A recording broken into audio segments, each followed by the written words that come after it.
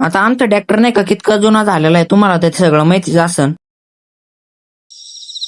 चला भाऊ, हे चवा घालायचे काम आपल्याला नाही चालणार. आपल्या बागात जे काम करायचंय आपल्याला त्यासाठी एक छोटा ट्रॅक्टर घ्यावाच लागेल आपल्याला. मी पण आवरलं आणि पप्पाला म्हणलं तुम्ही पण आवरा, आपल्याला पटकन ट्रॅक्टर घ्यायला जावंच लागणार. पप्पा म्हणले तुम्ही आणि काका नाही का पहिलं पुढे जाऊन शोरूम मध्ये रेडी राहा, आम्ही मागून आलो. मग म्हणलं चालतंय, काही विषय नाही, आम्ही जातो पुढं, तुम्ही या पटकन मागून. आम्हाला मेंढीने अडवलं, इथं कसं निघलोय ते आम्हालाच माहिती. जाता जाता तांब्यामध्ये थांबलो आम्ही. म्हणलं इथल्या राम मंदिरचं आपण दर्शन वगैरे घेऊ नाही का. आणि इथं आल्या आल्या आपल्याला महाराज दिसले, मग महाराजांना मुजरा केला. चललो मग मंदिराकडे. आता मग इथं प्रभू श्रीरामचं दर्शन घेतलं. इथं परत एकदा आपल्या महाराजांचं दर्शन घेतलं. निघलो मग आम्ही ट्रॅक्टर आणायला. आणि तुम्हाला एक सांगायचंच राहिले, ट्रॅक्टर आपण कोणचा घेणार आहे? आपण ट्रॅक्टर महिंद्राचा ओझा ट्रॅक्टर घेणार आहे, ते पण कॅश मध्ये. आपल्या मोटरसायकलला पेट्रोल टाकायचंय ना. मग इथं पंपावर आलो होतो, पण काय विषय झाला माहितीये का, या पंपावरच पेट्रोल नव्हतं. पेट्रोल ठेवीत जा हो, ट्रॅक्टर रेडी ठेवा. आलोच मी. ट्रॅक्टर घ्यायला तर आलो, पण या 2 ट्रॅक्टर म्हणून ओळखू आहे ना आपलं कोणचा ट्रॅक्टर आहे. काका बाबा म्हणून राहिले भाऊ, एक तेरा और एक मेरा. म्हणलं नाही हो, त्याच्यातलं एक आमचा आहे. या बायांनी पण मोठा ट्रॅक्टर घेतला होता, एकदम नाद झाला भाऊ या वर्षी. प्रत्येक गावात नुसते ट्रॅक्टरच आहे भाऊ.